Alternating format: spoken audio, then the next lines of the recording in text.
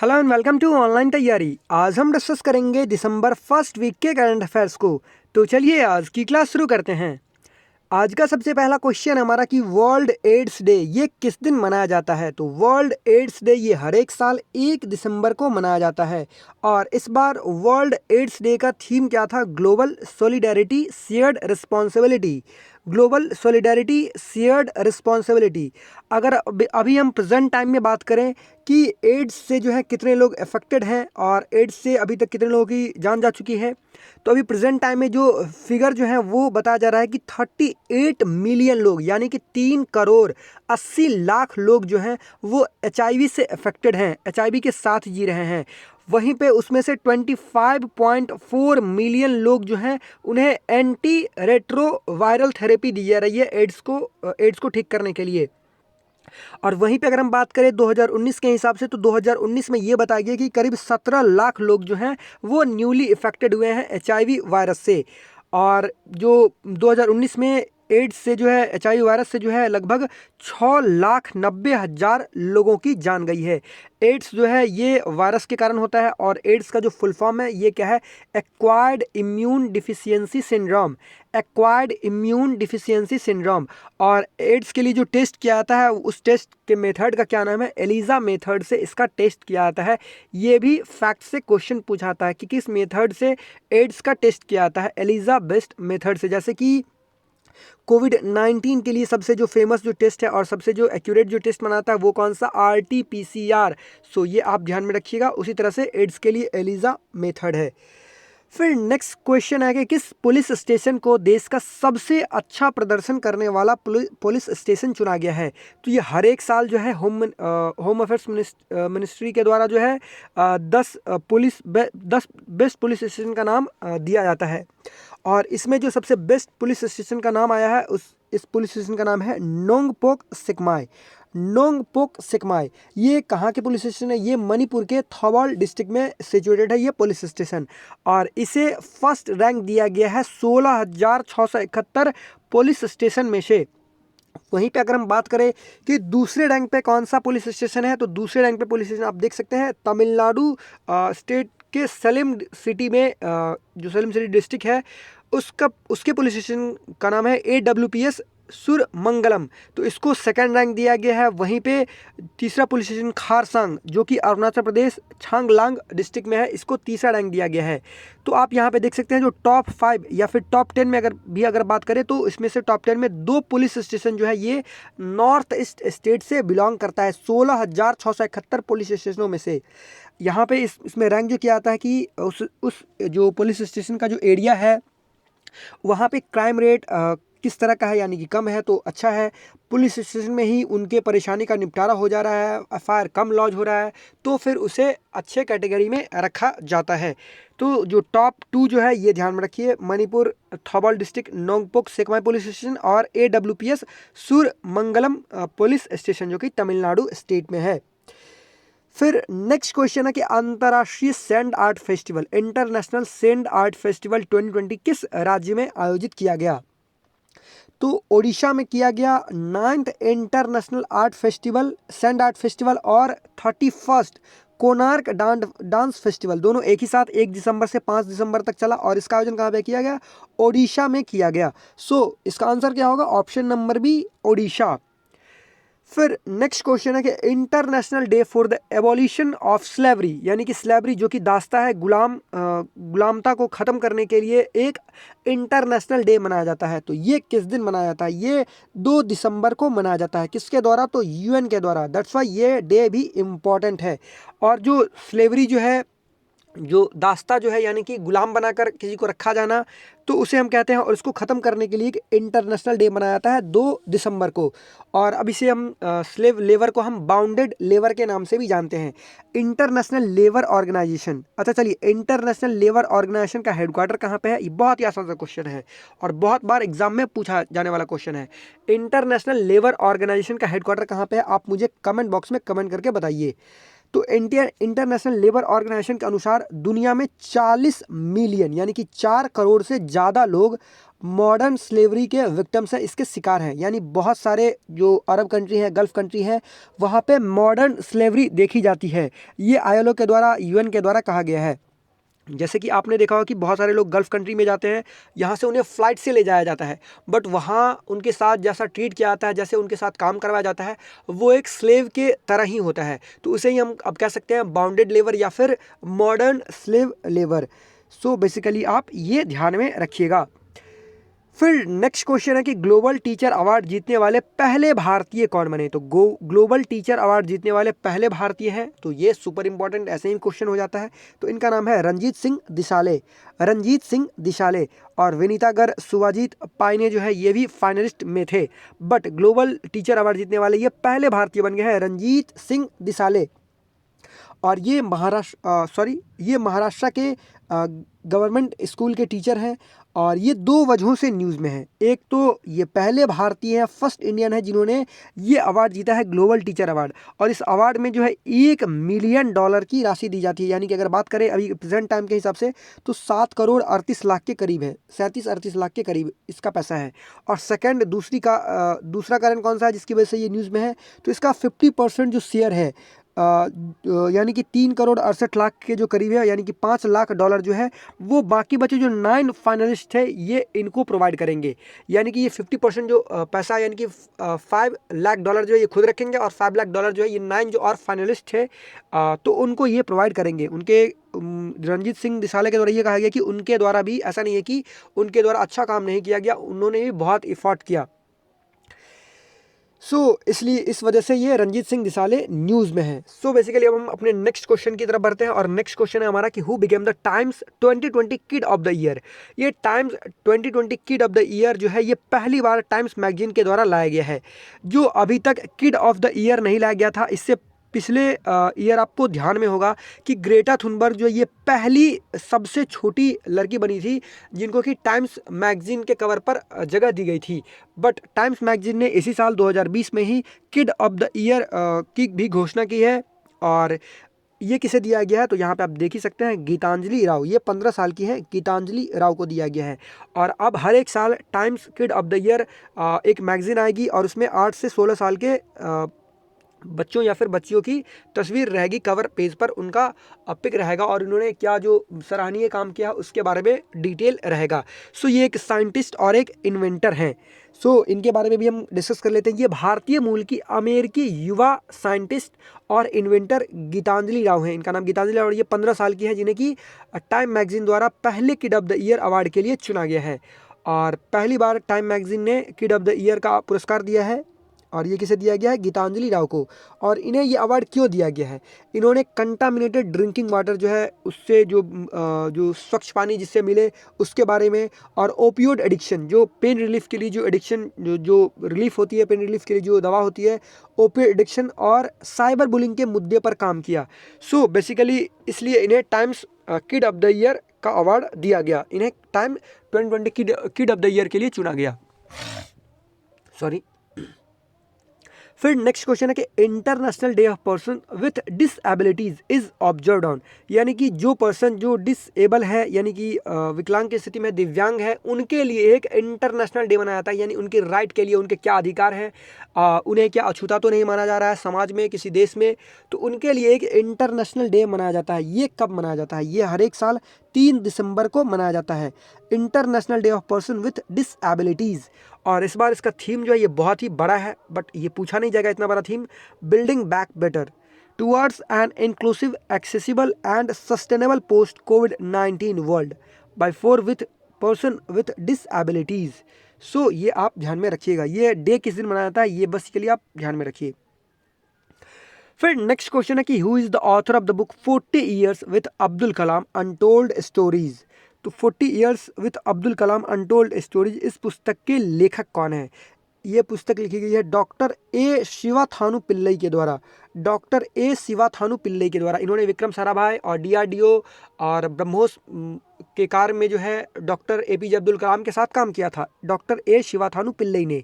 और इस पुस्तक का जो फोरवर्ड फॉरवर्ड जो लिखा गया यानी कि प्रस्तावना जो इस पुस्तक की जो लिखी गई है वो किसके द्वारा लिखी गई थी?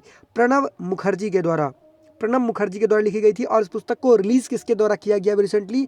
तो vice president M Venkaiah Naidu ji के द्वारा इसको रिलीज किया गया है। सो बेसिकली ये फैक्ट्स आप ध्यान में रखिएगा। फिर नेक्स्ट क्वेश्चन है कि कौन सा दूसरा नेशन बन गया है मून पर अपना फ्लैग प्लांट करने वाला, यानी कि मून पर अपना झंडा लहराने वाला कौन सा दूसरा कंट्री बन गया है? तो इस कंट्री का नाम है China. Option number D China. आपको पता होगा कि अभी चाइना ने रिसेंटली चांगी 5 प्रोब भेजा था और ये सक्सेसफुली ये लैंड भी हो गया। और ये क्यों भेजा गया था? लूनार रॉक के लिए मिशन भेजा गया था कि ये चांगी 5 प्रोब जो है ये मिशन जो है ये 2 kg तक लूनार के रॉक्स को लाएगा। और ये सक्सेसफुली अगर सैंपल ले आता है, अभी तक जब मैं ये वीडियो रिकॉर्ड कर रहा हूँ 10 दिसंबर को, तो अभी तक ये लौटा नहीं है, बट वहाँ से निकल चुका है। आप कह सकते हैं कि वहाँ से निकल चुका है और ये सक्सेसफुली लौटा नहीं है अभी तक अर्थ पे। अगर ये सक्सेसफुली लौट आता है तो ये तीसरा कंट्री बन जाएगा लूनार रॉक्स लाने वाला, यूएसए और यूएसएसआर, यानी कि जो अभी प्रेजेंट टाइम में रशिया है उसके बाद। और दूसरा कंट्री जो है ये फ्लैग यानी कि झंडा फहराने वाला दूसरा कंट्री बन गया किसके बाद? तो यूएसए के बाद। सो ये आप ध्यान में रखिएगा। फिर नेक्स्ट क्वेश्चन है कि इंटरनेशनल डे ऑफ बैंक्स ये किस दिन मनाया जाता है? तो ये पहली बार इस बार मनाया गया है किसके द्वारा? वो भी यूएन के द्वारा। इंटरनेशनल डे ऑफ बैंक्स ये पहली बार यूएन के द्वारा मनाया गया है। तो ये किस दिन मनाया गया है? ये इंपॉर्टेंट है। ये 4 दिसंबर को इस बार मनाया गया और ये हर एक साल 4 दिसंबर को ही मनाया जाएगा। सो ये भी आप ध्यान में रखिएगा। फिर नेक्स्ट क्वेश्चन है कि एशिया कप 2021 की मेजबानी कौन सा देश करेगा? ये हम किसके बारे में बात कर रहे हैं? ये क्रिकेट से रिलेटेड है। आपको पता होगा कि एशिया कप जो है ये 2018 में हुआ था और फिर ये कब होना कब था? तो ये हर एक 2 साल पर आयोजित किया जाता है एशिया कप। तो ये 2020 में होना था और ये कहाँ पे होना था? पाकिस्तान में।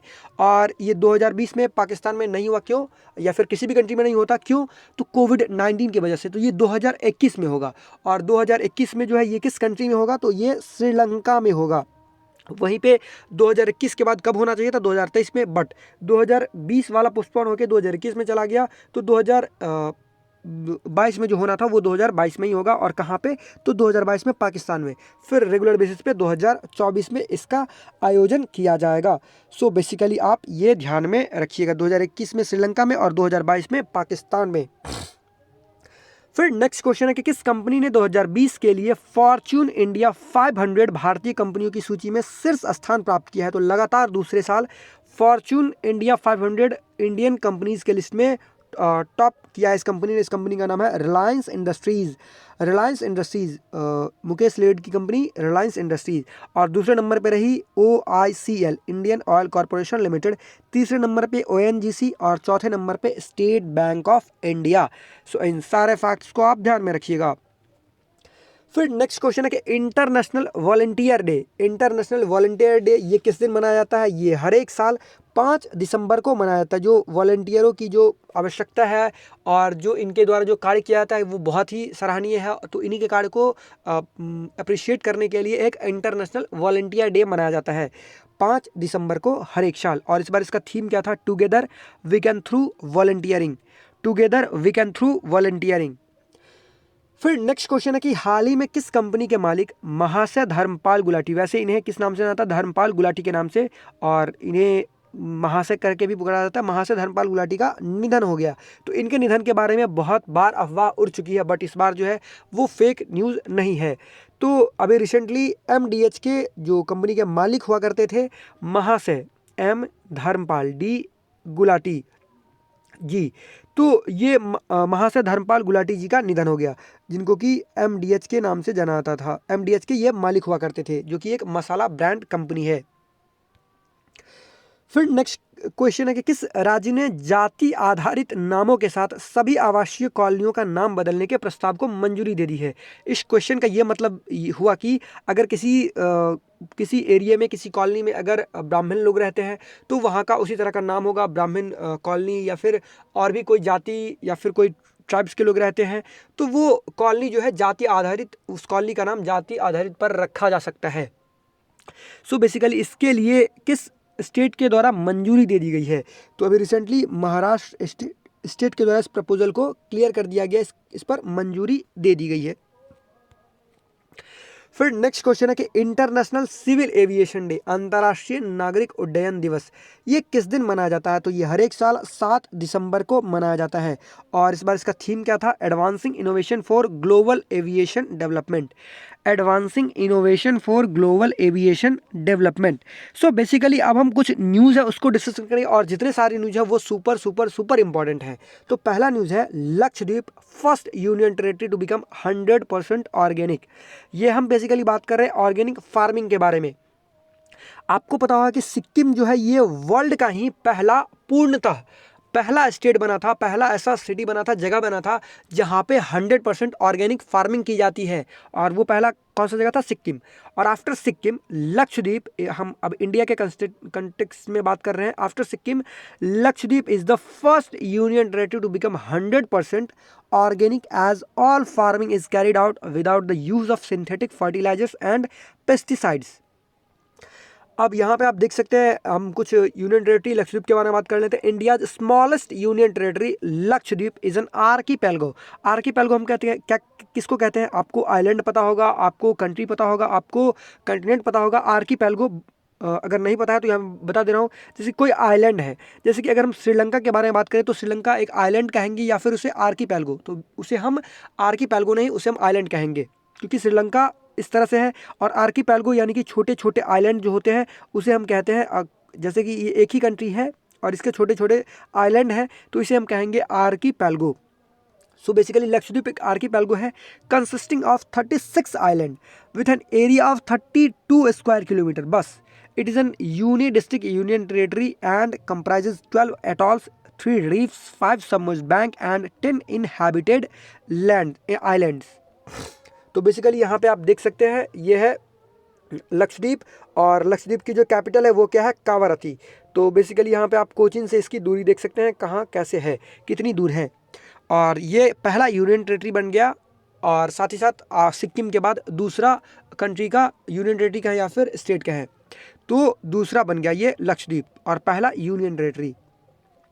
फिर अभी हम बात करेंगे माउंट एवरेस्ट के बारे में कि माउंट एवरेस्ट अभी न्यूज़ में क्यों है।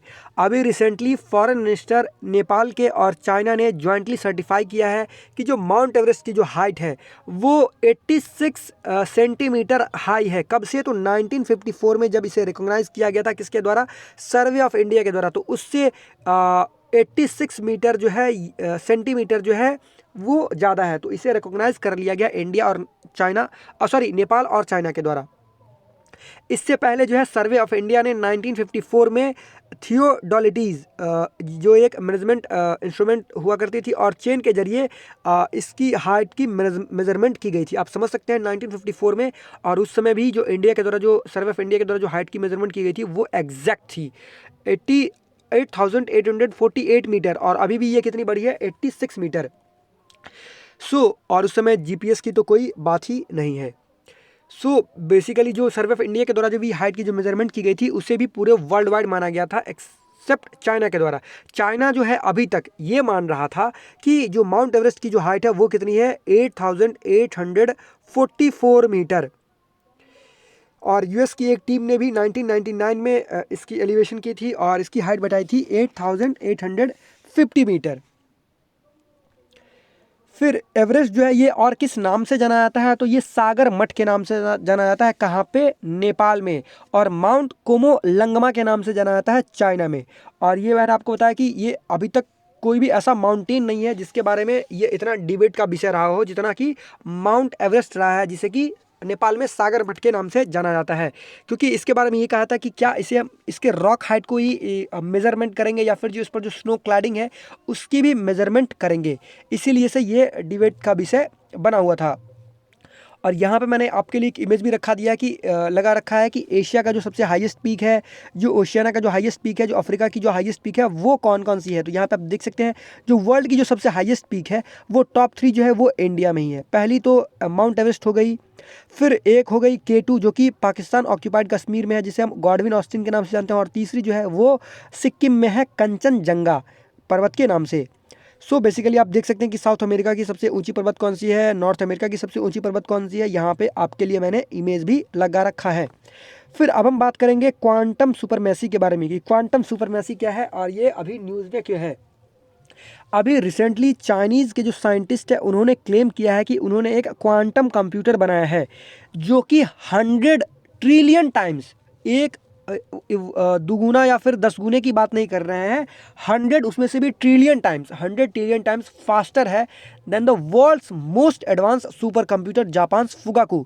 तो जापान फुगाकू के बारे में और इंडिया के जो सुपर कंप्यूटर, इंडिया के पास जो सुपर कंप्यूटर है परम, तो उसके बारे में भी हमने नवंबर 4th वीक के करंट अफेयर्स में डिस्कशन किया हुआ था।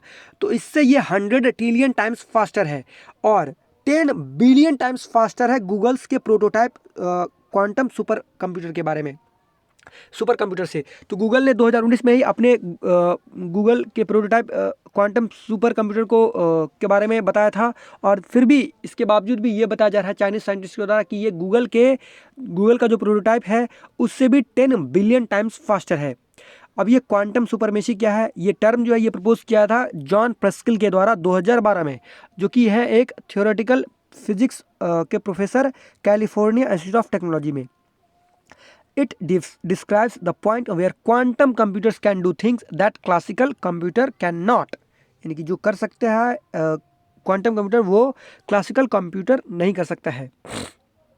यानी कि आपको मैं ये बता दूं कि जो गूगल के द्वारा जो प्रोटोटाइप जो 2019 में ये पेश किया गया था, एक फैक्ट यहाँ पे मैं बता दूं, उस समय गूगल के द्वारा ये कहा गया था कि एक कोई ऐसा चीज़ जिसको कि सॉल्व कर पाए अभी का जो सबसे फास्टेस्ट कंप्यूटर है फुगाकू, वो अगर उसको सॉल्व करने में 10,000 साल लग जाएंगे, उसको ये सॉल्व कर देगा गूगल का प्रोटोटाइप 200 सेकेंड में। तो आप बस इसी से अनुमान लगा लीजिए कि जिसको गूगल का प्रोटोटाइप 200 सेकेंड में सॉल्व कर पाएगा, उसे ये चाइनीज साइंटिस्ट के द्वारा जो क्लेम किया गया है क्वांटम सुपरमेसी के बारे में, वो कितने सेकंड में या फिर कितने सेकंड के कितने पार्ट में ये सॉल्व कर पाएगा।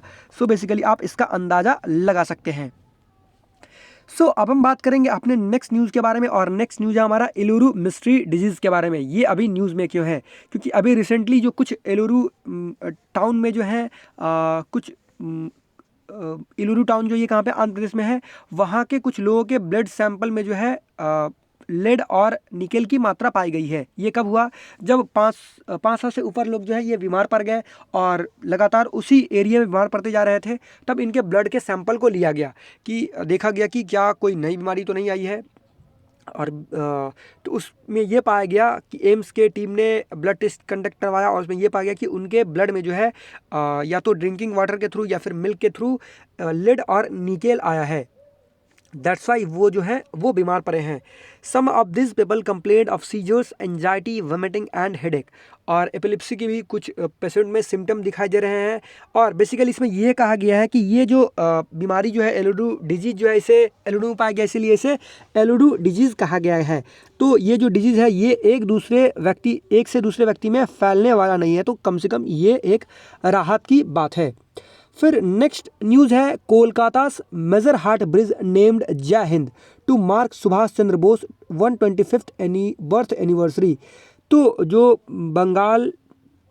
वेस्ट बंगाल की जो चीफ मिनिस्टर हैं ममता बनर्जी, उन्होंने कहा है कि जो नया जो मेजर हार्ट ब्रिज जो बन रहा है जय हिंद में, जो बन के तैयार है और जिसका कि इनॉग्रेशन होना है, तो इसका जो नाम है वो क्या रखा जाएगा, सुभाष चंद्र बोस के 125वें बर्थ एनिवर्सरी पे रखा जाएगा जय हिंद, इस ब्रिज का नाम। फिर लास्ट न्यूज़ है Sri Lanka to get $300 million Chinese tyre factory. अभी आप देख सकते हैं कि जो चाइनीज़ इन्वेस्टमेंट जो है श्रीलंका में अभी तक भी नहीं रुक रही है, जबकि आपको पता होगा कि जो चाइना ने जो एक हम्बन टोटा पोर्ट बनाया, उसका जो पैसा जो था वो श्रीलंका की सरकार जो है वो फेल हो गई। $1.4 बिलियन का जो डेट था वो देने में फेल हो गई। तो चाइनीज़ कंपनी के द्वारा 2017 में 100 सालों के लिए 99 सालों के लिए लीज पर इस पोर्ट को ले लिया गया। बट इसके बावजूद भी श्रीलंका ने अपना first large scale Chinese investment manufacturing industry में जो है ये अनाउंस किया है, और ये अनाउंसमेंट है कि वो $300 मिलियन की टायर फैक्ट्री लगाएगी। और ये इन्वेस्टमेंट किसके द्वारा किया जाएगा, चाइनीज इन्वेस्टमेंट के द्वारा किया जाएगा। सो बेसिकली आज का था ये करंट अफेयर्स, और ये दिसंबर 1st वीक का करंट अफेयर्स था। आई होप आपको ये वीडियो अच्छा लगा हो, और अगर आपको ये वीडियो अच्छा लगा हो तो प्लीज़ वीडियो को लाइक कीजिएगा, वीडियो को शेयर कीजिएगा और हमारे चैनल ऑनलाइन तैयारी को सब्सक्राइब कीजिएगा। Thanks for watching.